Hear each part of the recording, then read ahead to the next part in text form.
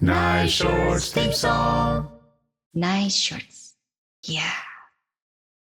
Welcome back, Cami. Yeah, Thank Kimmy you. I was so Kwan. happy when they were like, and we'll have you interviewed for a podcast. If you've ever heard of Nice Shorts with like Fu and Johnny, and I was like, those are my friends. So, Paper Daughter, Yeah. you made a magnum opus. It's a 15-minute like eye fest. Thank you. So you've been working on this for a while. This has been on the back of your mind for quite some time. Yeah, I started doing like the initial research and thinking about it in like late 2023. And then I spent most of 2024 like finishing the research and then writing it. And then at the end of 2024, I submitted it to CAPE for their Julia Escow short film challenge. And then early 2025, found out we got that grant. And so then that kickstarted the whole process. And then we made the whole film in like 8 or 9 months in 2025. So this was inspired by your great grandmother. Yeah, it's inspired by her immigration experience. Paper Daughters were happening at that time, Yeah. and it's inspired by her time on Angel Island. She came Okay. to the US in 1926, so it's the 100-year anniversary this year. Wow. Hmm. I have two parts question. My first part is what is Paper Daughter speaking to? You know, initially I thought I was speaking to children of immigrants, specifically like Asian children of immigrants, because that's the experience that I have. And not children of immigrants for me, children of like the descendants of immigrants is who I thought this film was for. But the more that I worked on it, the more I started feeling passionate about having this message be universal. And Mm-hmm. so it kind of morphed to descendants of immigrants to anybody who's ever received a sacrifice. Ah, And yeah. that, and like, even if you say descendants of immigrants, it's like, if you're not Native American and you're in the United States of America, like you're the descendant of an immigrant. So that Mm-hmm. already is quite universal. But like, mostly, like, to me, what this story is about is learning how to receive a sacrifice and like learning to forgive yourself for receiving it and trying to figure out how to repay it. Because like the person that made that sacrifice doesn't need you to repay it, but you as the recipient might feel that you need to repay it. And so like how do you grapple with that? And everybody has received a sacrifice, even if it's not the act of immigration. Your mother sacrificed by birthing you, like your family sacrificed by like raising you.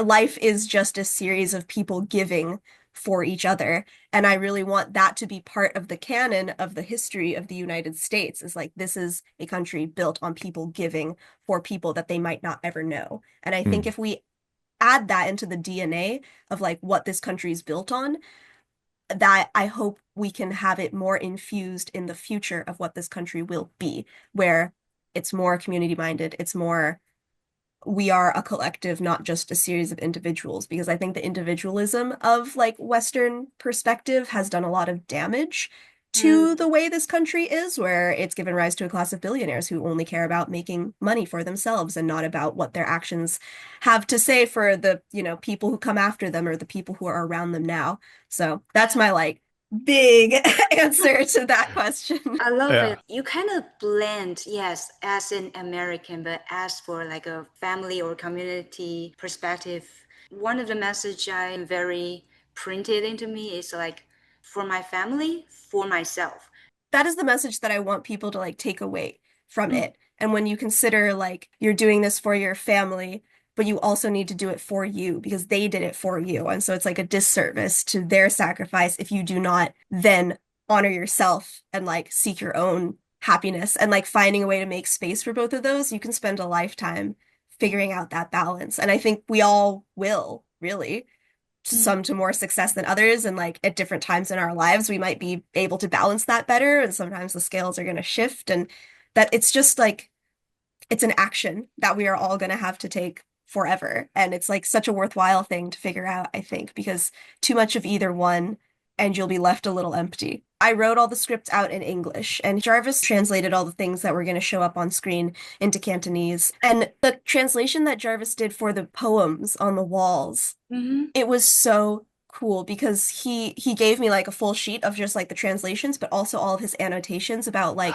what the specific phrases meant and like how the wording had changed. And there were a couple instances where he was like, this phrasing is actually common in like classical Chinese poetry, so I've adjusted it to be closer to this. And like, I'm so grateful that Jarvis was like willing to do this Yeah. for us. He was amazing. About the poem, while you are during the writing stage, like Yeah. how is that element coming to this story?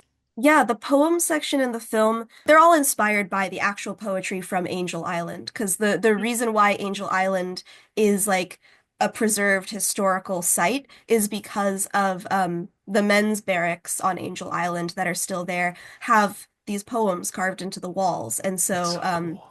yeah, so like I think it was supposed to be demolished and just turned into just like a normal like park for people to use. But one of Mm. the park rangers noticed all the carvings on the walls and alerted the historical societies and like the museum societies and everybody in San Francisco.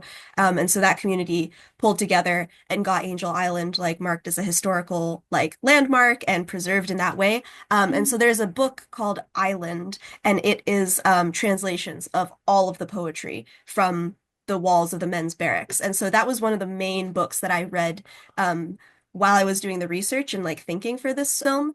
And so all of those poems are inspired by the actual Okay. poems from Angel Island, but obviously I like had to write them myself and did my own like interpretation and my own spin. I think Joy's poem is the one that's the most original because that scene had a very specific job to do in the film, which was to add that context of like why they had to leave China in the first place. In some earlier versions of the script, the poem section was a lot sparser. And I got some script feedback through Shore Scripts, who gave us our second grant for this film. And that feedback was from somebody who is not from America. And their feedback was the poem section is very sparse, and we don't come away with an understanding of why they left China. We just have the assumption that life is going to be better in America. But that's like a very American-centric assumption to make. So we need Mm. more context to like justify why they're doing this like very, very hard and like heartbreaking thing. And that was I was so grateful to get that feedback because like I am very American centric. I born and raised in America.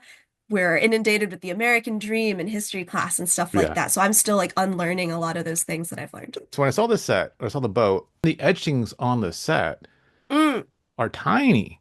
mm. That was seems really hard. The etching on the walls, that's just like a Cricut machine or a silhouette cutter. All the walls are watercolor paper strips that are then painted to have color and texture to them. So we would take those, we laid them on like sheets of blue tape. They were stuck and laid like they would be when they went on the wall. And then we put that into the silhouette cutter and just set it so that it is etching, not cutting all the way through. So that took a Okay. lot of trial and error and measurement from Tiffany, who did that set. She figured out how deep it needs to go to cut off the top layer of the paper, but not cut through the whole watercolor paper. So it would etch out the characters, and then Tiffany would go in and like just peel that top layer off and then go back in with yellow watercolor to give it that raw wood coloration, even though Wow. around it was the color wood thing. And I was understanding that this was going to add a level of difficulty, but I was insistent that this needed to be carved into the wall. We were not going to print these. We were not going to paint these because that's not how they were made at Angel Island. And like, if we're doing this in stop motion, there needs to be the physicality that we can achieve. And so, like, I'm sorry, Tiffany, but we have to carve this in. And she was like, that's okay. I'll use the silhouette cutter. Like, no prob. So How cool. Even that yeah, is that's awesome. practical. Yeah. Yeah. I hope anyone watch this film not only for the visual, for the sound, but the dialogue. Every line really means something, has some purpose. And it's Mm, amazing how much you were able to tell and keep yourself limited to so few locations and sets because thank you. that's impressive. When you first ideated it, Mm. how big was the scope and how did you get it down to this? Yeah, that kind of speaks to what you guys were both talking about then is like, yeah, every line Mm. is like boiled down to the absolute necessity. I feel like the film has been squashed and stripped down to just its bare essentials. So if you remove any one thing, it's all going to implode. And that's how I'm like, this is it. It has to be the way that it is. Otherwise, it won't work. I mean, it's a pretty condensed story already. To set something on Angel Island, there's only so many locations you're going to do because that's part of like the experience there, right? Is being very like hemmed Yeah, in and limited there's no and carnival. captive. Yeah, Yeah. 100%. So there was a version of this script, like the first draft of this script after like months and months and months of research and outlining and stuff, that was like 25 pages long, which is just the exact wrong length for anything one could want to make. It's too long for a short, it's too short for a feature, and I'm like, oh God, okay, what are we gonna do? And so I wrote that and then I was like, okay, this is too much. It also didn't have the visual of the mask in that. It was mostly dialogue between Joy and May, between the main character and the ghost. And so I was like, I don't know, like this is super dialogue based. There's not a lot of visual language here that necessitates this to be stop motion. So like now I want to consider the medium, not just the story. So what does stop motion bring necessary to this story? And so I was like, Mm. okay, paper, paper daughter, paper, strips of paper in your booklet, making a mask out of paper. There we go, bang, bang, boom. So you could remove like so much of the story and strip it all away by introducing this like visual metaphor that makes it necessarily stop motion, that makes it more suited for animation, and that reduces it down from like 25 minutes to like 15. So, yeah, and it's such an exercise too of like knowing that I only had 8 or 9 months to make this, knowing that I didn't know how much money we were gonna have to make this. So I was like, there's a version of this script where it's just me working alone for like 18 straight months. And so like what do I actually think I want to make, you know? Yeah. So yeah, it's a lot of that. It's amazing how much you cut. The concept of the paper on the masks, it replaces paragraphs of narration, an Mhm. explanation, and backstory. And the way you have the opening to the masks gives the inquisitive nature of like what's happening. Because as I watch it at first, I'm like, what are they throwing away? What is going on? And then as you start to understand what they're doing, it's like, oh, that's so cool. Yeah, thank you. Originally, when I had the script, there were a lot of iterations where it starts with like the nightmare sequence. So it gives a lot of that context right up front. Oh, I was encouraged. I got a couple people to read the script, and a lot of the feedback was like, I think you could maybe not start with that, and it might be cool to start in the ship with that like air of mystery about it. Mm. Um, and there was some feedback that when I did made that switch, people were like, now I don't understand. So like you need a chyron at the beginning, you need a paragraph to explain what a paper daughter is. But I Yeah. was ultimately encouraged by our film festival strategist, Kimberly, was like, look, this film is made to go into film festivals. The mm, audiences at film festivals are very savvy, they're very media literate, and they will respond well to and enjoy this puzzle and this mystery in Mm. the beginning. So I Mm. encourage you to keep it. So there's a lot of different like reasons and iterations as to like why Yeah. it opens that way. And yeah, Max initially was like, this is like purgatory. It's like you don't know where they are. Like, wow. I was like, yeah, that is, that's cool. So Yeah. Trust your audience is one of my favorite things. yeah, definitely. I mean, that's part of like the whole reason I got into animation, right? Is because I was like, kids are so much smarter than people give them credit for. We can make media for them that's like much more intelligent and much more challenging. Like they can take it. And so like I better be carrying that forward to like everything that I do and trust all the audiences, right? I have my second. Oh I yeah, have the my second part to second the part. question. Yeah. So yes, Paper Daughter is for the community and for the immigration experience. So it's really universal for everyone and cross generations. And I'd like you to share on your way in making this project happen. Who are the people that support you and go along with you? Oh my gosh. Everybody, truly. That's a big list. Um, I mean, I think number one, like Max and Sean, the business partners at Apartment D, like this film would not, there he is. This film would not exist if they had not been willing to like keep the studio running while I took like 3 months off to take like a mental break and recuperate. Because this whole thing started, I was so burnt out. I had been directing nonstop for like 6 straight years on client projects. I had like nothing left inside of me. And I was to the point where I was like, I don't even know if I like animation anymore. And so during that time away, I did a lot of soul searching. I volunteered at so many places. I tried so many things. I took like classes and I did like focus circles with WIA and I started exploring like different paths. And every new thing that I did, I was like, I kept coming back and I was like, no, I still love animation. I still love directing. I still want to do this. So Max and Sean gave me that space to like find that spark and rekindle that and like come back with the bones of Paper Daughter and like with this new understanding of like this is what I want to do and this is how I'm going to find and fulfill that passion.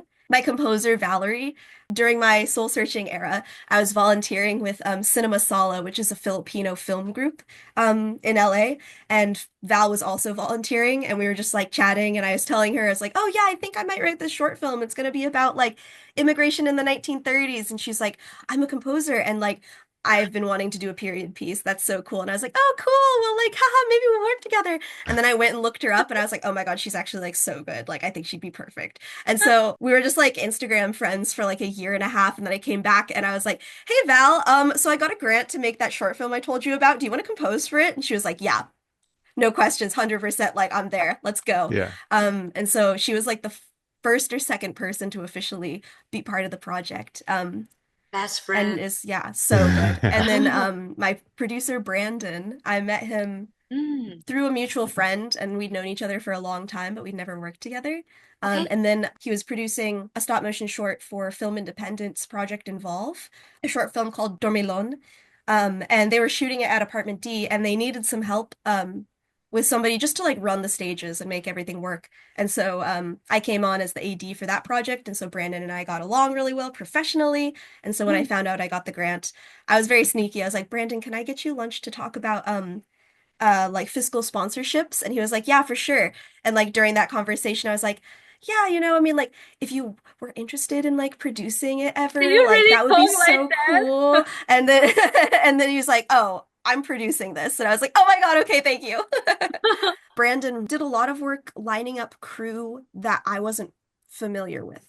Because I know all the stop motion people I need to know, but doing like concept art, I've never had the luxury of concept art. I've never had the luxury of a character designer. And so I didn't really know these people, but Brandon did. And he brought me our pre-production team who were so phenomenal. David did our boards, Uh-huh. absolutely terrific. He was so Yes. good. And Yeah. our character design team, Mayumi, Sophia, and Steph, our production design team, Kenny and Joyce, who are both just so phenomenal. And so a lot of the like initial vision of this project came from Brandon and the people that he knew and the people he recommended. And he's just a good creative partner. Yeah, like a couple of the shots were Brandon's idea that he gave in board meetings, and so it's Mm. really wonderful to have somebody who's both like watching out for you on like the execution Yeah. side, but also like can support you creatively. Yeah, and like in the festival run, Brandon Uh-huh. is still here with me every day, thinking about it, working on it, caring about it when I don't have anything left and he like makes up that gap. I don't want it to seem canned because it's very, very earnest, but like watching the crew be so careful, but not careful cautious or fearful, but careful full of care. Everybody was so full of care in how they approached this story. I didn't expect to receive that from people because like nobody was working for their real rate or like a good salary. Everybody gave so much to it and like um everybody like cared about the story and cared about like what we were trying to say with it, and everybody really pushed themselves beyond what we any of us has ever been asked for, I think, which was really cool. Because you try really hard on client projects and on like other commercial projects and stuff like that. You do your best and you learn something every time, but this like demanded so much from everybody, and I kind of just had to like ask them for that and then trust them. And everybody went so far beyond anything I could have expected, and it's like so much better for it. So yeah, I was really like touched and surprised by how much everybody gave to it and how careful they were with it. Yeah, when it is a calling, I feel this project is unstoppable. Yeah. Yeah, and it was like the best crew I could have possibly ever asked for. Like Mm. 80%, 90% of the crew are people I've worked with before. So we have like so much like rapport and history and like shorthand with each other that made Mm. it like yeah, I don't know. Every time you go to festivals, people want to hear, they're like, what was the biggest challenge? Like, tell us a horror story from production. And I'm like, I can't. Like, it was a joy. It was a joy to make this film. Love Um, it, love it. Joy. Yeah. yeah, yes, exactly.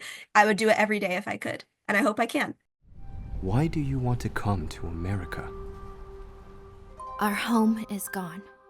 Our future is gone. Our hope is gone. Crossing the sea, passing the test, starting a new life. I must attain our new future. Name and age.